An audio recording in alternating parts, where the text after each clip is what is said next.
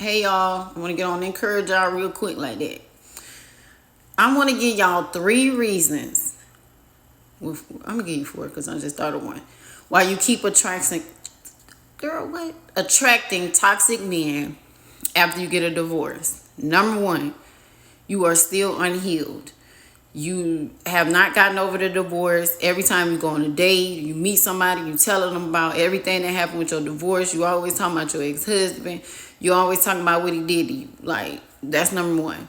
Number 2, you have low self-esteem. Like, you already know you do.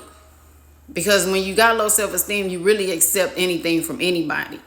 Like, some of y'all really stayed in the marriage too long because you was accepting any kind of thing. A lot of y'all shouldn't even been married to that person, but you accepted whatever. You settled. It is what it is. Number 3, you lack boundaries.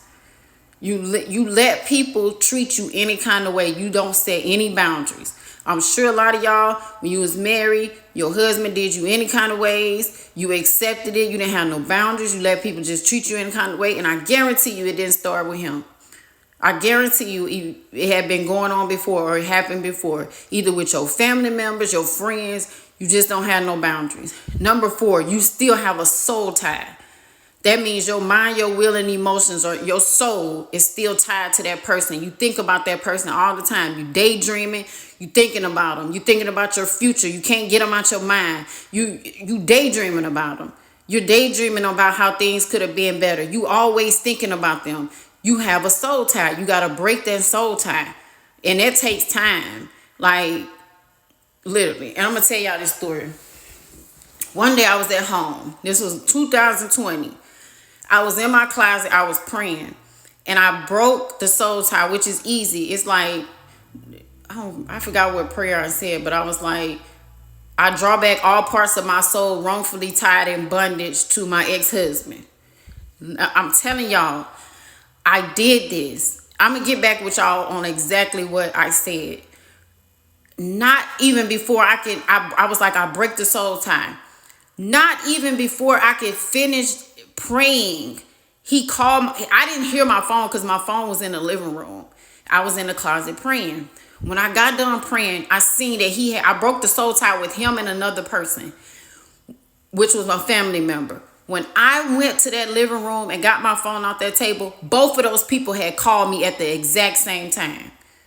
Exact same time. As soon as I broke the soul tie with these people, they had both called me at the exact same time.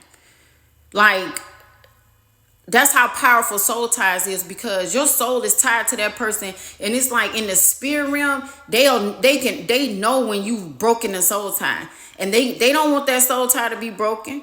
Like that demon or whatever attached to them don't want you to break free. Like, it knows. And once I broke that soul tie, it's like he would not stop. He was always calling me. He was always, because it want to initiate that soul tie. Because a lot of y'all, you just need to break the soul tie. You really do. A lot of y'all need to break the soul tie, the demonic soul tie with your parents too, because a lot of y'all still attached to your parents and the things that they did to you. You holding on to stuff. You need to break it with anybody that you have had sex with outside of marriage, and even if you got a divorce, you need to break the soul tie. Like, I'm telling you, soul ties are powerful. A lot of y'all can't think. You like, why am I thinking about them? I ain't been with them in so many years. I'm thinking about them. No.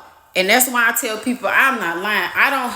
Don't be out here having sex with anybody, because you do not know what that person got going on. A lot of y'all dealing with depression right now because you slept with somebody who's depressed and your soul entwined with theirs.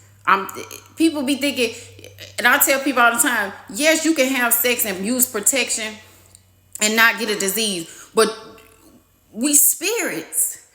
You just connected yourself with somebody that's depressed, angry, stressed out. You don't know what these people got going on. So you thinking, oh, I protected myself because I used a condom, but you didn't protect yourself in the spirit realm, and now you going crazy because you didn't have sex with somebody that was going crazy. Now you stressed because you didn't have sex with somebody that was stressed. You can't get this person off your mind. You can't stop thinking about them. A song come on, you think about them. All these different type of emotions because you got a soul tie. You need to break the soul tie. You need to start working on your self-esteem. Don't be out here trying to chase no relationship after you done got a divorce. You need to be trying to chase healing. You need to be trying to get yourself together, because more than likely that person almost took you down through there and made you lose your mind anyways. And even if you was married and they was cheating, you got to somebody else then came into your marriage. He's sleeping with her. He's sleeping with you. Now you got a soul tie. All these different type of emotions. You entangled with this person. Yeah, I tell people all the time, because I heard this from somebody. It really takes you about 4 years.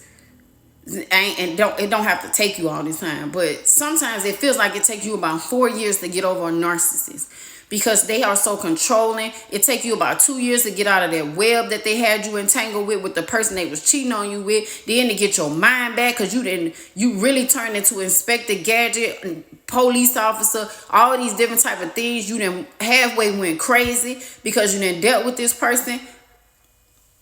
And you know I'm not lying. You know I'm not lying.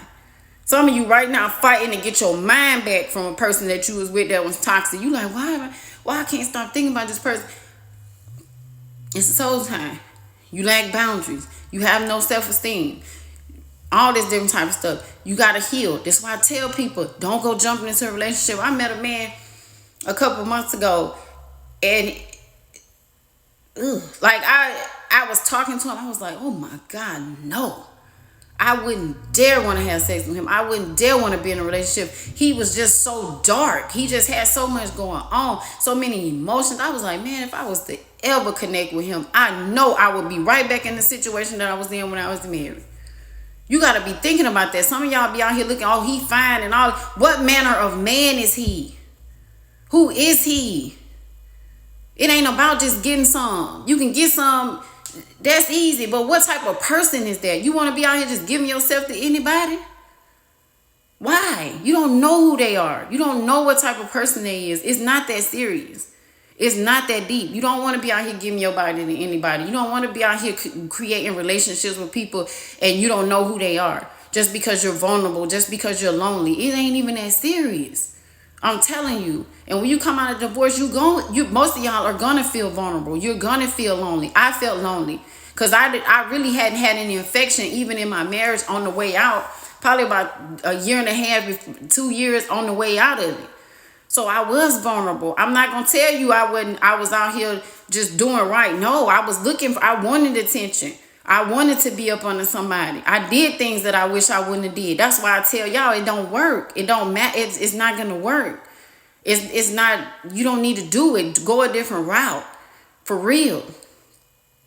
Cause I was doing stuff just because I was lonely. I was doing stuff just because I was vulnerable. I knew it wasn't gonna work out. I just wanted somebody to hold me. I just wanted somebody to give me some type of affection.